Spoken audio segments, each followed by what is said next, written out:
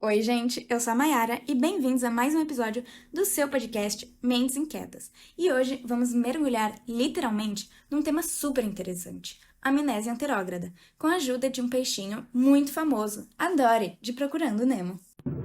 Oi, eu sou a Dory. É isso aí, Mayara. Eu sou a Maraísa e para entender melhor como tudo isso funciona, vamos bater um papo com quem realmente entende do assunto, as neurocientistas Ana Castella e Sandy Júnior. Sejam muito bem-vindas ao nosso podcast. Olá, muito obrigada pelo convite. É um prazer muito grande estar aqui no Mentes Inquietas. Olá, é muito bom ser chamada para esse podcast tão interessante, para podermos explicar melhor sobre a mente e seu funcionamento. Muito obrigada. É um prazer ter vocês por aqui. Bom, expliquem pra gente, então, o que a Dory tem a ver com a amnésia anterógrada? Primeiramente, a gente tem que entender o que é memória.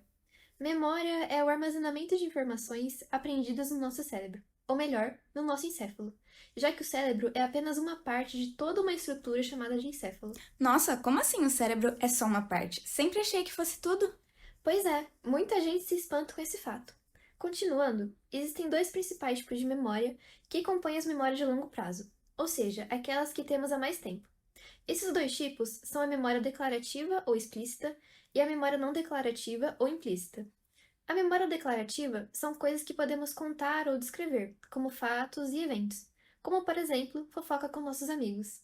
Então, quer dizer que quando eu conto histórias ou lembranças de coisas que aconteceram comigo, eu tô usando essa memória declarativa? Isso mesmo, a memória declarativa é adquirida após experiências, ou seja, todas suas vivências marcantes se tornam memórias declarativas. Que interessante. Mas e aí, o que é a memória não declarativa?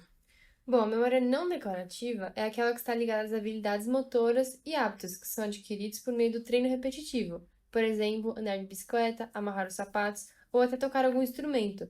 São coisas que depois de muitas repetições acabamos fazendo automaticamente, sem precisar pensar muito. Faz sentido, é por isso que a gente nunca esquece como andar de bicicleta, mesmo depois de muitos anos sem andar. Exatamente, esse tipo de memória é mais resistente ao esquecimento. Então isso quer dizer que pessoas que sofrem com amnésia não esquecem de absolutamente tudo? Isso mesmo, não esquecem de tudo. Geralmente isso é um equívoco comum. E aproveitando a sua pergunta, é importante entender que existem diferentes tipos de amnésia e cada um afeta a memória de maneira distinta. Em primeiro lugar, a amnésia retrógrada é quando a pessoa perde memórias que aconteceram antes do evento causador da amnésia, como um acidente ou um trauma. Ela pode esquecer eventos, pessoas ou até quem ela é, dependendo da gravidade. Já o outro tipo é a amnésia anterógrada, que é o caso da Dory, em que não é possível formar novas memórias de longo prazo após o acontecimento que causou o problema. Algumas das coisas que a Dory faz no filme são muito parecidas com a amnésia na vida real, como, por exemplo, esquecer que conheceu Marlene, outro personagem do filme, sendo esse um exemplo de amnésia anterógrada. Oi, eu sou a Dory. Eu sofro de perda de memória recente. Em outros momentos do filme, podemos perceber que as habilidades da Dory, ou seja, sua memória não declarativa, não se encontram afetadas. Há exemplo o momento que ela fala baleiês, uma habilidade que ela conta ter adquirido no seu passado. Falar um idioma envolve os dois tipos de memória, sendo a declarativa mais associada ao processo de aprendizagem da língua, enquanto falar fluentemente está mais relacionado com a memória não declarativa, que é a que foi preservada na Dory. Procurando Nemo. Dory, Onde é que negócio é esse? Nossa, eu queria saber falar baleiês. Mas então, o filme mostra a amnésia anterógrada de maneira 100% fiel ou tem alguma adaptação? Então, nesse sentido, é importante dizer que no filme, a amnésia da Dory é tratada como perda de memória de curto prazo, quando ela diz que tem perda de memória recente. O que não é verdade, já que ela apresenta falhas não em guardar informações por curto tempo, mas sim em reter essas informações num processo conhecido como consolidação de memória, que caracteriza a memória de longo prazo.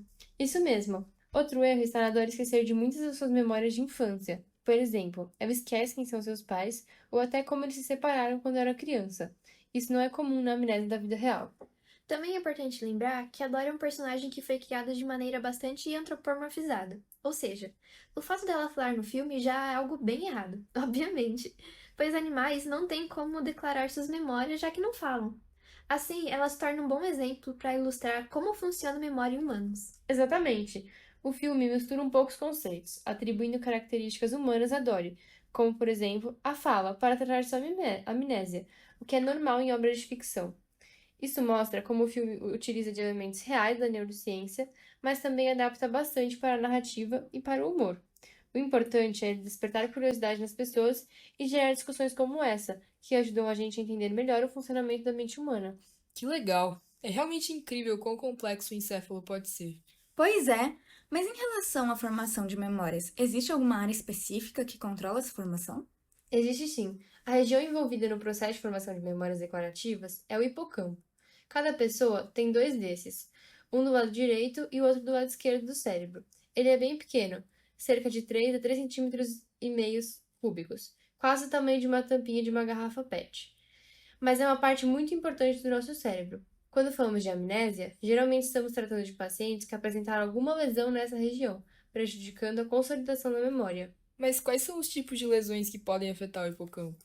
As causas podem ser várias, entre elas doenças como Alzheimer e encefalite por herpes simples, ou mesmo acidentes que impeçam a oxigenação do hipocampo, já que quando o cérebro não recebe oxigênio suficiente, o tecido cerebral começa a encolher, também chamado de atrofia, e não funciona mais bem. Além disso, cirurgias que envolvem a remoção da parte dessa região também é uma causa importante.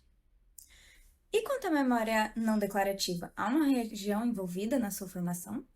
As memórias não declarativas envolvem um conjunto muito maior de regiões encefálicas, mas cabe citar os gânglios basais, dos quais esse tipo de memória depende, em oposição à memória declarativa. Por isso, pacientes amnésicos dificilmente apresentam perda de memória não declarativa, já que envolve outras áreas do cérebro que não o hipocampo. E é justamente isso que torna o estudo da memória tão fascinante, né? Porque ela não é um processo isolado em uma única parte do cérebro.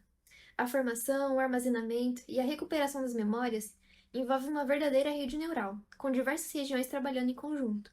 Mas só por curiosidade, como é que fica o papel da emoção nisso tudo? Porque tem memórias que a gente nunca esquece, tipo aquele dia que a gente levou um baita susto ou, sei lá, recebeu uma notícia muito emocionante. Esse é um excelente ponto. As emoções têm um impacto enorme na fixação da memória. E aí entra outra estrutura super importante, a amígdala. Oxe, mas o que a amígdala tem a ver com as emoções? Não é a amígdala da garganta, é uma região cerebral que recebe o mesmo nome. Ela é responsável por processar emoções como medo, alegria, surpresa e interage diretamente com o hipocampo na consolidação das memórias emocionais. E é por isso que eventos com carga emocional forte tendem a ser lembrados por muito mais clareza. A amígdala literalmente dá um sinal para o cérebro dizendo: opa, isso aqui é importante, tem que guardar direito. Por isso, traumas podem deixar marcas muito duradouras. Nossa, o cérebro é mesmo um universo, né? Isso só aumenta a vontade de descobrir mais sobre a neurociência. Pois é.